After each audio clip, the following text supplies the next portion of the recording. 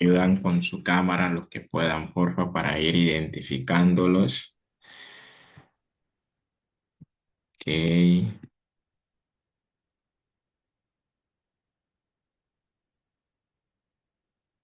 ok.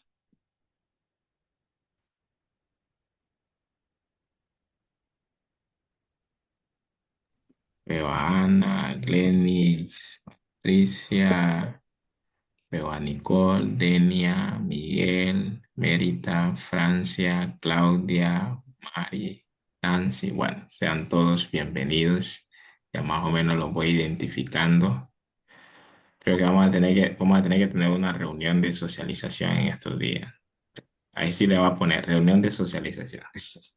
Ok, eh, aprovechemos al máximo el poco tiempo que tenemos, ¿verdad? Vamos a ver este tema muy interesante, tanto para personal de medicina, pero también para personal de enfermería. Y esto es embarazo de alto riesgo. Recuerden que en este mes vamos a abordar todo lo que tiene que ver con ginecología. Una vez que finalicemos ginecología, ahí vamos a ver hacia dónde, cuál abordar, si abordamos cirugía, pediatría, pero siempre orientado a la parte de enfermería. Entonces, ¿qué han escuchado, qué saben hasta ahora sobre lo que es un embarazo de alto riesgo? ¿Qué es un embarazo de alto riesgo? O cuando una mujer embarazada está en riesgo.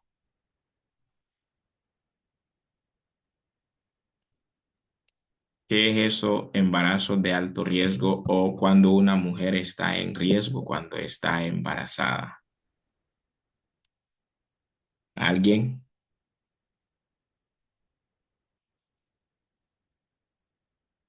Adelante, Miguel. Cuando presentan sangrados en los primeros meses, le interacción nada de actividad física, tanto Ok, física como sexualmente también. ok. Una mujer con sangrado, podríamos considerarla como un embarazo de alto riesgo, ¿verdad? Entonces, ¿qué Buenas otra? noches. Buenas noches, doctora. ¿Cómo está, doctor? Todo bien, doctora, placer verla y tenerla acá, aquí revisando Igualmente. este tema de embarazo de alto riesgo. Sí, Ok, bueno, hay varias pacientes que pueden entrar en este grupo de embarazos de alto riesgo, no solamente por factores propios de la mamá, sino que también por factores ambientales. Dentro de ellos descritos como las pacientes aquellas que consumen alcohol durante el embarazo o algún tipo de sustancia, pues hoy no las podemos decir ilícitas, pues El porque mío todas es, están disponibles. mire, Las pacientes que son, esta lo voy a dar a 70 lempiras. el audio, por favor, alguien tiene el audio encendido. Estoy 70, buscando, no.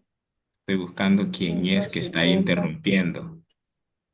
Cuando Mm, estamos en esta clase así, cuiden bastante Llega su a las audio importaciones, porque son temas muy, en las muy. dos, a 50 cada ¿Quién, nebulización. quién tiene el audio? ¿Quién está Ujú. hablando de nebulización para Le que voy a poner la apague su inyección, audio? una de las inyecciones al 100, la otra a 50. ¿Quién está hablando de nebulización para que apague su audio? Patricia,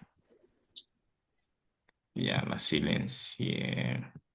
Ayúdeme con su audio, Patricia, que no la puedo silenciar. Patricia López, me ayuda con su audio para silenciarlo, porfa.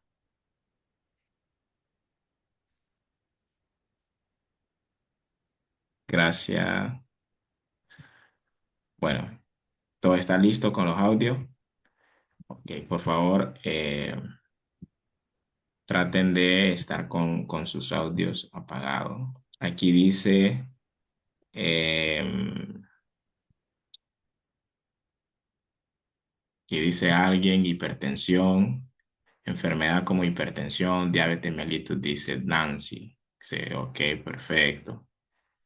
Paciente adolescente o paciente 35 años adelante, ok, interesante. Em, ok, perfecto. Ok, Em, Así una definición, así como corta, de un embarazo de alto riesgo No. es, Patricia, me ayuda con su audio, Patricia López, o si no voy a tener que expulsarla de la clase, porque su audio está encendido. Dice Ana, preeclampsia. Ok. Así, a grosso modo, embarazo de alto riesgo es cuando es aquella condición que pone en peligro la salud materna y la salud de lo que es el feto. Eso, embarazo de alto riesgo. Condición de la madre que pone en peligro la salud de ella o la salud del feto.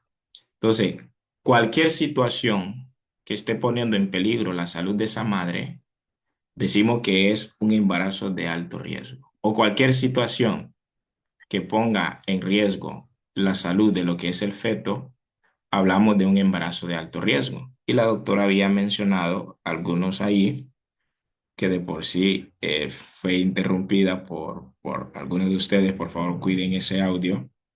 La doctora había mencionado lo que es el alcoholismo, algunos de ustedes mencionaron lo que es la preeclampsia, otros mencionaron en lo que es el sangrado. Entonces, cualquier condición que ponga lo que es en peligro la salud de esa madre y ese feto es embarazo de alto riesgo. Esa es la definición que a mí me interesa que le quede a usted claro, ¿ok? Claro, cualquier condición. Y dentro de esas condiciones vamos a ir revisando uno a uno que ustedes ya se saben casi la mayoría porque ya lo han mencionado acá, pero no está de mal revisar esto. Entonces, aquí tenemos uno de estos factores de embarazo de alto riesgo es la edad. Por ejemplo, inferior a 15 años de edad, estas mujeres o estas, podríamos decir, adolescentes, corren el riesgo de presentar lo que es preeclampsia o eclampsia y también corren el riesgo de tener recién nacidos con bajo peso. Ese es en relación a lo que es la edad. Si es mayor de 35 años de edad, corre el riesgo de hipertensión arterial, corre el riesgo de presentar diabetes gestacional y corre el riesgo de presentar anomalías cromosómicas, que la más conocida es lo que es el síndrome de Down. E incluso las madres mayores de 35 años de edad son las que comúnmente tienen estos niños con síndrome de Down. Y también no solamente el síndrome de Down, sino bueno, un síndrome bien raro que no está como de caso mencionar el nombre, ¿verdad? Pero existe uno que se llama Edward, otro se llama Patau. Bueno, existen múltiples síndromes que esto viene a raíz de quedar embarazada más allá de los 35 años. Obviamente, como su nombre lo dice, embarazo de alto riesgo. ¿Qué significa eso? Corre el riesgo. No le está dando una garantía del 100% que solo porque usted tenga uno de estos factores, su bebé o usted van a sufrir las consecuencias. No, existen madres con mayor de 35 años de edad que han tenido sus hijos sin ningún problema. Madre que han consumido alcohol, tabaquismo durante el embarazo y han tenido hijos y su salud sin ningún problema. Pero no significa que solo porque le estoy diciendo eso van a aconsejar eso. Obviamente es recomendable evitar estos factores para asegurar un proceso de gestación bastante saludable. Ok, ya vimos lo que es la edad. Hay que tener mucho cuidado con lo que es la edad. Cuando usted como personal de enfermería ve a una persona de 15 años, menores de 15 años, embarazada, automáticamente se le tiene que venir a la cabeza, este es un embarazo de alto riesgo, ¿ok?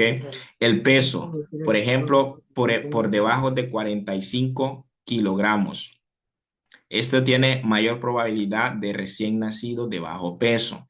Y la obesidad, o sea, aquellas madres que son meramente obesas durante lo que es el proceso de embarazo, incrementa el riesgo de hipertensión, incrementa el riesgo de lo que es la diabetes, incrementan el riesgo de fetos grandes para su edad gestacional. Entonces, como le había mencionado, embarazo de alto riesgo es todo, toda condición que pone en peligro o en riesgo lo que es la salud de la madre y la salud de lo que es ese feto, cualquier condición. Por ejemplo, aquí tenemos esta parte de lo que es el tabaquismo.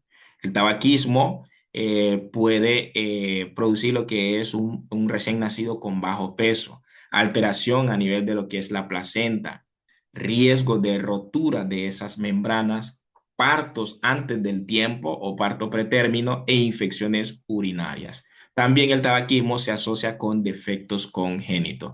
Entonces hemos visto estos factores sociodemográficos como lo que es la edad, como lo que es el peso, como lo que es el tabaquismo. Pero eso no significa que solo porque tenga ese riesgo esa madre, no significa que va a tener ese problema al 100%. Como su nombre lo dice, es riesgo. Pero siempre como personal de salud hay que recomendar, ¿ok? Hay que darle indicaciones a estas madres. Adelante, Gracia. Buenas noches. Yo tenía una consulta. Por ejemplo, las mujeres que en algún momento han tenido bastantes pérdidas fetales, como óbitos, y bebés que nacieron pero fallecieron por alguna condición cardíaca, ¿qué probabilidad hay que eso se vuelva a repetir? O sea, ¿cómo se Al, puede prevenir? tiene Eso tiene alta probabilidad de repetirse. Eso pues, más del 50%. ¿Ok? E incluso para que se dé uno de los factores determinantes de esas situaciones así es que haya como un antecedente. Como prevenir, Gracia, no podía darle así como una medicina exacta, porque esas pérdidas así son por múltiples factores. Se tiene que investigar lo que es el TORCH, ¿ok? Se tiene que investigar esas infecciones del TORCH. Tiene que investigar todo lo que tiene que ver con el TORCH, toxoplasmosis, todo lo que tiene que ver con rubiola, todo eso se tiene que hacer una investigación. Luego, posterior a eso, tiene que hacerse también investigación a nivel de lo que es a nivel hormonal, por ejemplo, lo que es la progesterona, todo eso tiene que hacerse investigación. Luego a eso hay otros estudios, por ejemplo, hay una enfermedad, ahí lo investiga usted que se llama anticuerpo antifosfolípido. Entonces, que es una de los factores de estos abortos continuos. E incluso es recomendable que una mujer que ha tenido por lo menos 3 abortos, 4 abortos, que se haga que busque anticuerpos antifosfolípidos, porque probablemente estén ahí colados y produciendo estos abortos frecuentes. Entonces, como para decirle a usted, lo puede prevenir de la siguiente manera, es mentira, porque son múltiples los factores que desencadenan esas pérdidas. Pero por ese camino puede guiarse, buscar todo lo que tenga que ver con TORCH, o si no, tiene que medirse niveles de progesterona. Por ejemplo, las mujeres, recuerda que durante el embarazo, quien sostiene lo que es el embarazo es la progesterona. Entonces, si la mujer tiene niveles bajos de progesterona, ese bebé se le va a caer. Y después de eso también tiene que buscar eso de anticuerpo antifosfolípido, tiene que revisarse constantemente con ultrasonidos si no hay algún mioma por ahí. O sea, son múltiples los factores que pueden estar produciéndoles esas pérdidas. Excelente, gracias, doctor. A la orden. Ok, entonces ya vimos estos factores sociodemográficos.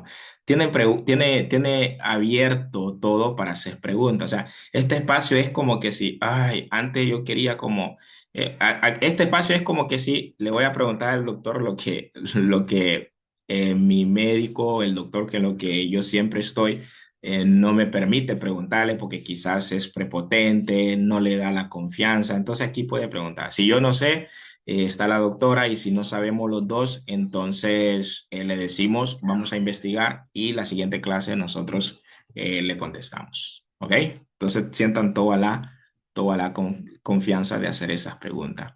Por ejemplo, antecedentes reproductivos, técnica de reproducción asistida, partos prematuros, número de embarazo, preeclampsia o eclampsia. Cuando veamos la parte de hipertensión, nos vamos a dar cuenta que esta preeclampsia, eclampsia es bastante riesgosa en aquellas mujeres que están embarazadas cuando éstas padecen de esta situación.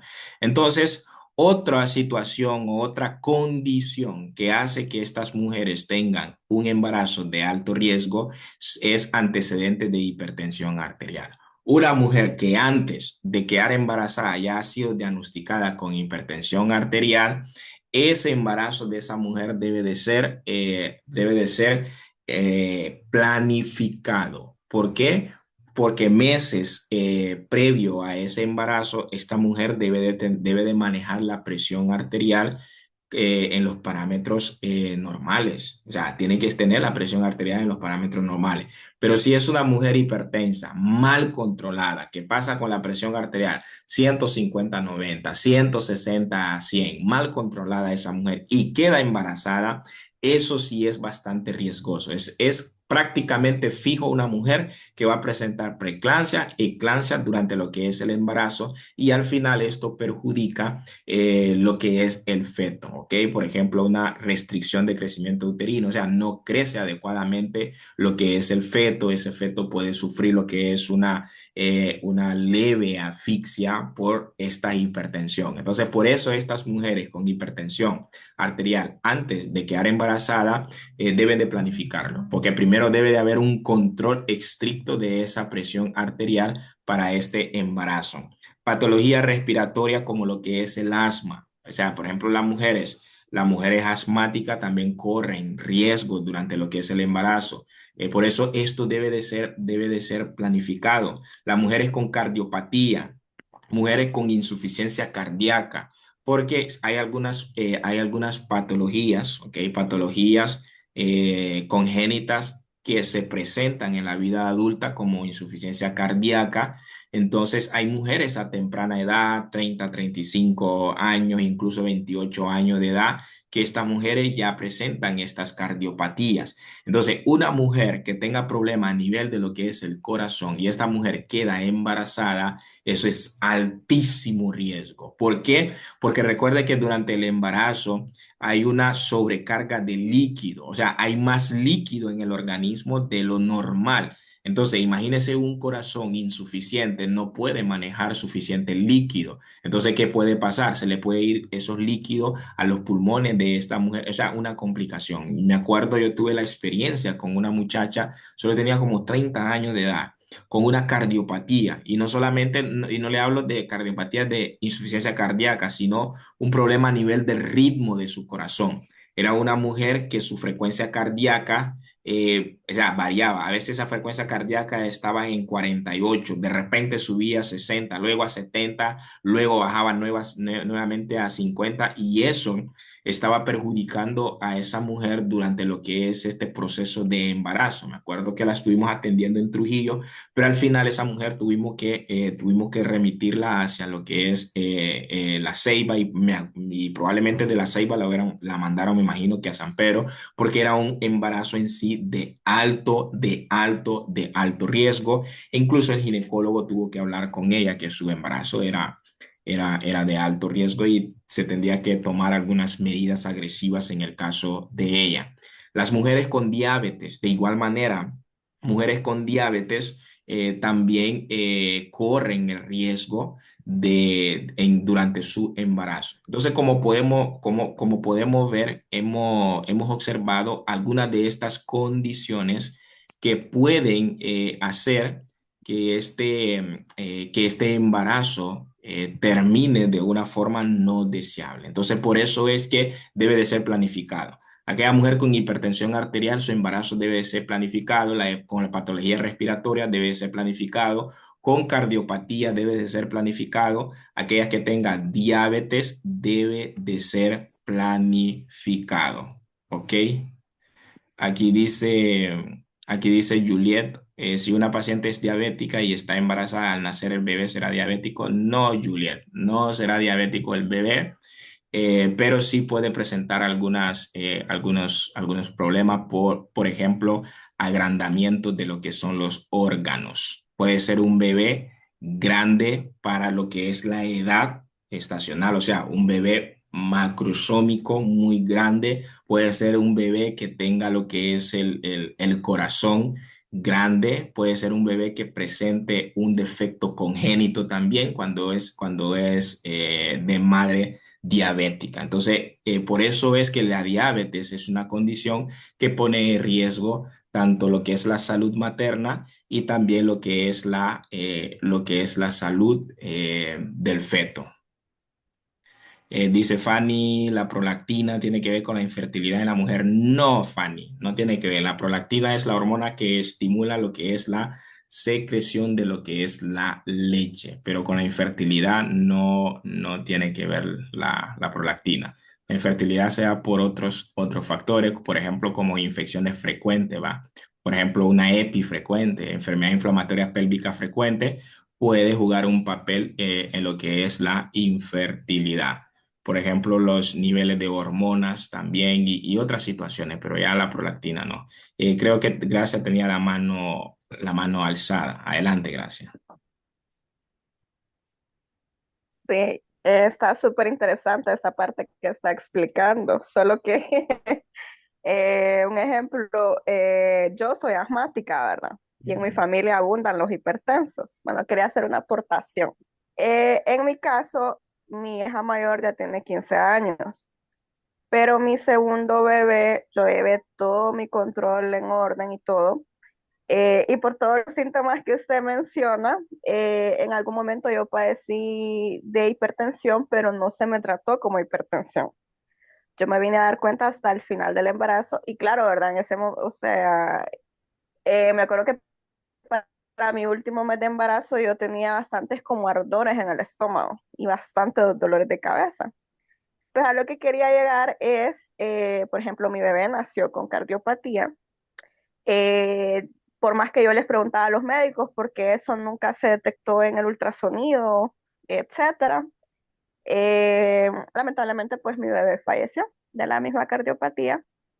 Y por eso hago la consulta, o sea, porque a mí me aterra volver así se lo digo, me aterra volver a quedar embarazada, volver a pasar por lo mismo.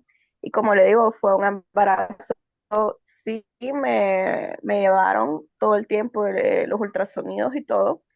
Y usted lo que mencionó sobre el peso bajo, por ejemplo, donde yo llevaba mi control, me decían, no, todo está bien. Pero como a mí me remitieron de emergencia al materno infantil, ahí me dijeron, no, el bebé viene con bajo peso. O sea, en ningún momento se le notificó a usted que el bebé no trae el peso para las semanas que él tenía. Entonces, por eso es que pregunto, o sea, ¿por qué eso no se puede detectar por mucho control que uno lleve? Gracias. A la orden, Gracia. Fíjese que, bueno, ya así como detectarlo, podríamos decir que ya se detecta. O sea, en el momento en donde ya se sepa de que usted padece de hipertensión, de que usted padece de asma, entonces desde ese momento ya se sabe que usted corre el riesgo de presentar alguna alteración a nivel de lo que es su feto e incluso su propia salud corre lo que es el riesgo. Todos los embarazos son totalmente distintos. Entonces, va a haber un embarazo en donde probablemente le haya salido así, pero también tiene la probabilidad de que un embarazo le salga bien, a pesar de su hipertensión y a pesar de su asma. Pero obviamente siempre hay que llevar el control de lo que es ese embarazo, un control bastante estricto. Pero igual usted ya tiene el conocimiento de que también tanto su salud como la salud de su feto corre el riesgo. Pero recuerde que de eso, correr el riesgo no significa que lo va a presentar al 100%, sino que hay una probabilidad. ¿Cuánto es la probabilidad? Es una probabilidad bastante alta. Podríamos decir 50-50, un 50% de que se presente en sí la patología y un 50% de que no se presente lo que es la patología. Pero no todos los embarazos, gracias, son iguales, porque han habido casos, documentaciones de mujeres con hipertensión que han quedado embarazadas, incluso durante el embarazo le dio preeclampsia, alguna eclampsia, pero todo salió bien con ellas y con su bebé. Entonces ha habido documentación de mujeres con asma, pero también tuvieron su control estricto, al final también tuvieron su bebé sin ningún problema. Pero también está la otra parte de mujeres con hipertensión que tuvieron sus bebés y lastimosamente con bajo peso y problemas cardíacos y al final lo perdieron. Por ejemplo, una prima mía, durante sus dos embarazos, ella es hipertensa, le dio preeclampsia en uno, en el último le dio eclampsia y al final las dos niñas que tuvo salieron bien. Entonces es un 50-50. Adelante, doctora. Buenas noches nuevamente. Quisiéramos creer que los embarazos deberían de considerarse una de las mejores etapas para nosotras las mujeres, al igual como para el círculo familiar, pero lastimosamente la parte de la educación, no hablando de la educación formal, sino de la educación que conlleva el embarazo, la comenzamos a recibir hasta cuando ya estamos bien empaquetadas y deberíamos de dar este tipo de charlas a los estudiantes. Cuando yo realizaba mi servicio social, en varias ocasiones solicité al único colegio que había en el caserío donde me tocó, allá por los años 1600 antes de Cristo, que se me permitían hablar sobre los métodos anticonceptivos y sus complicaciones o efectos a temprana edad.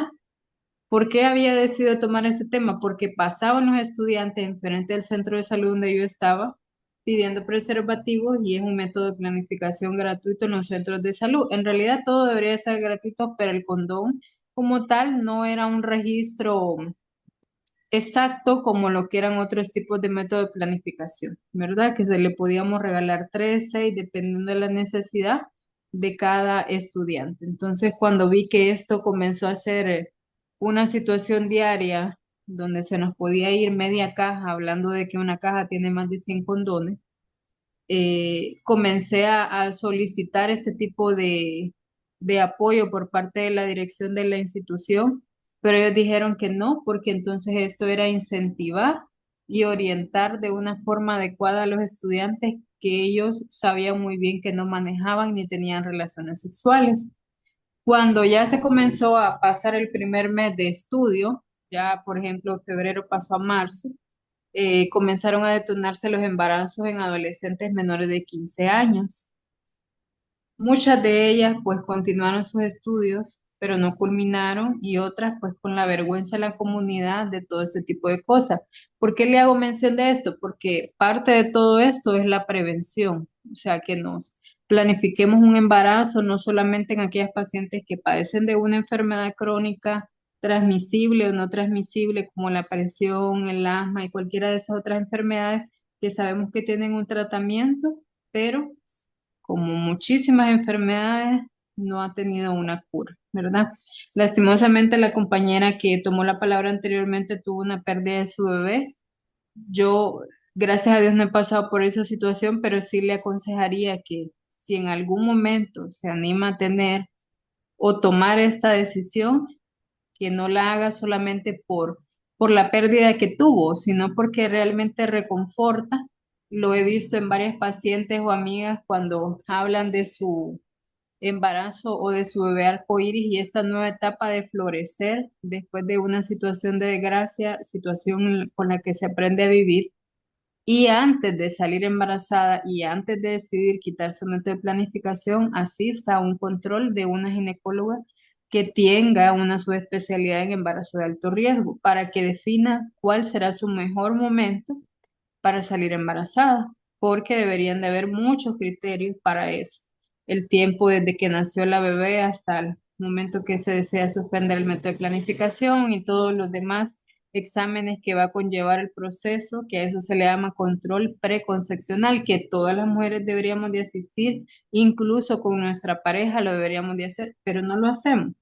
Sabemos un poquito de ellos, pero no lo hacemos. Dentro de ellos el consumo de ácido fólico y pues otros micronutrientes que sabemos que existen, son de precios accesibles, pero no lo hacemos, ¿verdad? Entonces, ante estas situaciones, de estos antecedentes, y en otro ejemplo que le podría mencionar de tantos, sucede de que si el papá fue promiscuo y de repente comenzó a tener muchos hijos, quizás a muchos de ellos no los reconoció. ¿Y por qué le hago este hincapié? Porque hoy por hoy solamente hasta que usted se va a casar de manera civil es cuando usted sabe si esa persona tiene un parentesco o no tiene un parentesco con usted con respecto a los apellidos. Pero muchos papás, que espero que en este grupo no haya ninguno, son irresponsables, no le dan el apellido a sus hijos, muchas veces ni siquiera, aunque de un apellido no se come, no se notifica de que hay esa parentela. Y hubo una pareja de esposos a los que yo conocí, que al final ellos eran hermanos de papás, de parte de papá, y ellos lo supieron hasta cuando llevaban 5 hijos perdidos. Los 5 embarazos habían culminado en el nacimiento, pero justo en los primeros 3, 6 meses de vida de cada uno de los niños se complicaban exactamente por los mismos problemas respiratorios, por los mismos problemas cardíacos, y detonaba exactamente el mismo patrón. Y vinieron a tener ese chip de alarma y dijeron, bueno, vamos a hacernos algunos exámenes nosotros, y cuando se dan cuenta y empiezan a conocerse las familias entre ellos, cosa que ellos no habían tenido esa confianza de que te voy a presentar a mi mamá, a tu tía, a tu abuela y todos los demás familiares que puedan conllevarse, se vienen a dar una familiarización tan directa que ellos son hermanos de papá, ¿verdad? Yo estoy muy segura que no solo a ellos les ha pasado, también sucede no solo en TNT, no solo en las aldeas, le aseguro que en las zonas urbanas donde muchos de ustedes viven, también esto está pasando, entonces hay que tener mucho cuidado. Y ahora con la enfermedad que no está de moda, llegó hace más de 40 años, por cierto, en 1981, el primer caso de VIH. Tengamos mucho cuidado, yo sé que el tema no es en base a la parte de la planificación familiar, pero el VIH está tomando muchos casos de pacientitos jóvenes de 18 a 29 años, es su población preferida, pero todos los que en algún momento nos exponemos a la intimidad, estamos en riesgo y por ende nos podemos llevar, como quien dice, a una persona completamente inocente, que sería un bebé, o quien quita que sean gemelos o trillizos, y los podríamos condenar a tratamientos por el resto de su vida y la estigmatización que puede causar esta enfermedad.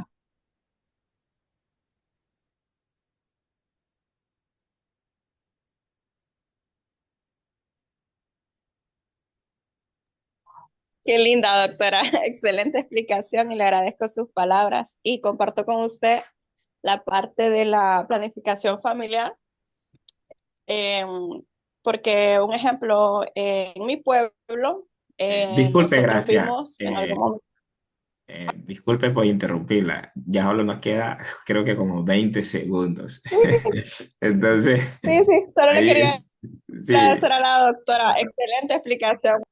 sí, ahí escriben al grupo porque ya nos vamos a desconectar. Creo que la clase ha sido bastante provechosa. Lastimosamente no la terminamos, pero creo que quedó muy claro lo que es el embarazo de alto riesgo. No es que la quiera interrumpir, gracias, sino que ya, o sea, menos de un minuto, ya no, ya, ya no va a sacar lo que es el sistema, o que no, no soy yo, sino que el sistema. Pero ahí manden su agradecimiento. Igual agradecemos a la doctora por la aportación. Tomen muy en cuenta lo que la doctora acaba de mencionar, ¿verdad? Ok, entonces